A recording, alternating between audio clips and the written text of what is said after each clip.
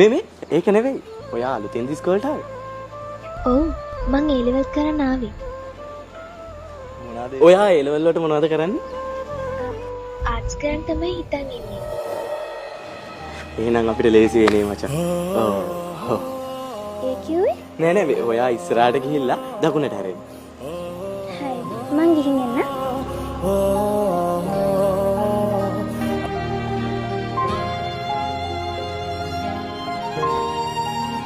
මේ කවුද මචං ඒ? ඒන්ජල් කෙනෙක් වගේ නේ. ඔව් බං ඒන්ජල් කෙනෙක් වගේ. කොල්ලන්ට බිස්සුනේ ලස්සන කෙල්ලෝනේ කැල්ලක් නෑ කොල්ලන්ට බිස්සුනේ ලස්සන කෙල්ලෝනේ